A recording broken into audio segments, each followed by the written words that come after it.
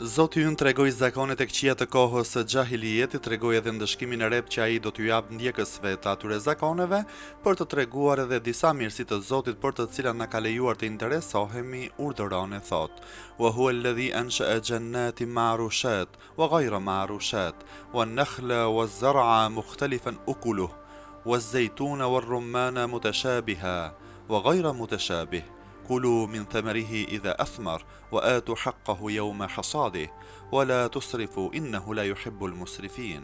Ai është që ka krijuar edhe kopshte me pemë të larta dhe vreshta të shtruara për tokë, ai ka krijuar edhe hurma e drithra me fruta të ndryshme, ai ka krijuar edhe ullinj e shek që i ngjasojnë njëra tjetrës në pamje dhe nuk i ngjasojnë në shije, në të ngrënë. Hani prej atyre pemëve kur ato të japin frutat dhe jepeni të drejtën e atyre të dhjetën, ditën që t'i korni e t'i mblidhni. Por mos e harxhoni mallin pa dobi dhe jashtë kufirit që ka caktuar sheriati, mos bëni israf, sepse ai nuk i do ata që shpërdorojnë, bëjni israf. Shpjegime. Thuhet se ky ajet ka zbritur kur i quajtur i Thebit ibn Qais një ditë mblodhi frutat e 500 rënj hurmave që kishte në Medinë dhe u andau të gjithë të varfërve pa i lënë familjes së vet asnjë kokër. Në këtë ajet Zoti edhe veprimin e Ibn Qaisit e ka numëruar si israf shpërdorim, pra nuk lejohet ta japësh gjithë mallin për shpirt, por duhet ndar aq sa ka caktuar sheriati. Fahri Raziu thot se këto mirësi që u përmendën në këtë ajet ishin përmendur edhe në një ajet të mëparshëm të kësaj sureje, por qëllimi i atij ajeti ishte për t'i porositur besimtarët që të arsyetonin për ato mirësi të Allahut, kurse këtu qëllimi është për treguar se këto janë gjëra të lejuara dhe për t'i urdhëruar zotëruesit e mallit që të ndajnë edhe për të varfrit një pjesë të prodhimit dhe të mos e shohin vetëm veten e vet. Zoti tregoi mirësinë e bimëve për treguar edhe ato të mira që ai na ka dhënë prej kafshëve, urdhëron e thot: "Wa min al-an'ami hamulatan wa farsha, kulu mimma razaqakumullahu wa la tattabi'u khutuwati ash-shaytan, innahu lakum aduwwun mubin."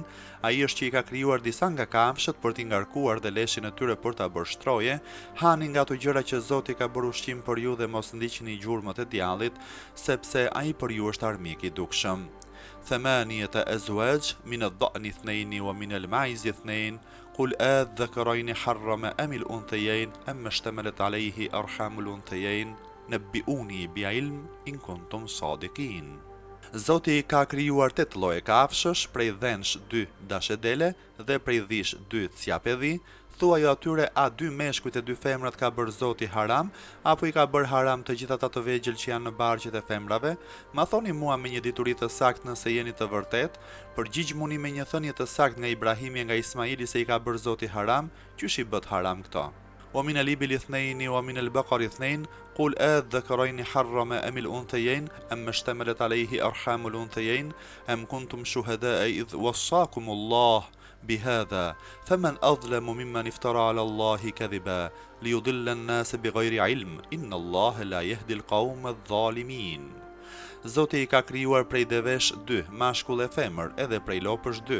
Thuaj ju atyre, a 2 meshkujt apo 2 femrat ka bërë Zoti haram, apo gjithë ato të vegjël që kanë femrat në barqe? A keni qenë ju aty kur ju ka porositur Zoti me këtë gjë? Pra kush është më keq bërë se ai që shpif kundër Zotit për të nxjerrë botën prej udhës së drejtë me padituri? Pa dyshim që Zoti nuk e drejton në udhën e mbar atë komb që është keqbërës. Qul la ajidu fima uhiya ilayya muharrama على طاعم يطعمه إلا أن يكون ميتة أو دما مسفوحا أو لحم خنزير فإنه رجس أو فسقا أهل لغير الله به فمن اضطر غير باغ ولا عاد فإن ربك غفور رحيم. Thuaj ju atyre, unë nuk gjej në Kur'an që më është zbritur ndonjë gjë të ndaluar për atë që ha vetëm ngordhësirat, ose gjakun e rrjedhur, ose mishin e delit që është i ndyr, ose ajo që është therrur me emrin e dikujt tjetër veç Zotit. Këto janë të ndaluara. Kushdo që të gjendet ngushtë e për të kapërcyer urin, mund haj prej gjërave të ndaluara, por jo për qejf dhe jo me tepri, dhe Zoti yt është falës e mëshirues. Shpjegime. Në tefsirin Hazin thuhet se përveç 4 gjërave të përmendura në këtë ajet janë të ndaluara me fjalën e pejgamberit edhe gjërat që vijojnë: mishi gomarit të but, mishi i qenit, mishi i maces, mishi i shtazve, mish ngrënëse, e i shpendëve të egër mish ngrënës. Pra në fen islam është e ndaluar të hahet 1. gjëja e ngordhur, 2. gjaku i derdhur, 3. mishi i derit, 4. mishi asaj baktie që nuk është therrur duke përmendur emrin e Zotit, 5. mishi gomarit të but, 6. mishi i shtazve plazëve me dhëmb qeni, 7 mish i shpendve me kthetra. Nga ngordhësirat e përmendura në këtë ajet përjashtohen peshqit dhe karkalecët e detit, nga gjaku përjashtohen mushkrit e zeza e të bardha, përjashtohet edhe ai gjak që ka mbetur pa rrjedhur në përdamar. Meqense Zoti i tregon si shkak ndalimi ndyrësinë, nënkuptohet se çdo gjë e ndyrë është e ndaluar. Prandaj prej këtij ajeti është marrë rregulli i përgjithshëm: kullu najisin haram. Do me thënë çdo gjë e ndyrë është e ndaluar. Zoti tregoi disa gjëra të ndaluara në fen islame për të treguar edhe se ç'kan qenë të ndaluara për jehudinët. Zoti urdhëron e thot: wa alal ladhina hadu harramna kulla dhi dhufri wa min al baqari wal ghanami harramna alayhim shuhumahuma illa ma hamalat dhuhuruhuma aw al hawaya aw ma ikhtalata bi'azm dhalika jazaynahum bi baghihim wa inna la sadiqun. Për ata që janë jehudinj, kemi ndaluar të gjitha shtazat me thonjë dhe nga lopët e dent, kemi ndaluar për ta dhjamin e brendshëm të tyre përveç dhjamit të shpinës, ose të atij që është i puqur me zorrët, ose të atij që është i përzir me kockat, si dhjami bisht, palca eshtrave ose dhjami që është i puqur me eshtrat. Ky ndalim është ndëshkim për shkak të këqijave që bënin ata dhe ne jemi të vërtet në thënie, në premtime, në kërcënime dhe në të gjitha dispozitat që kemi zbritur.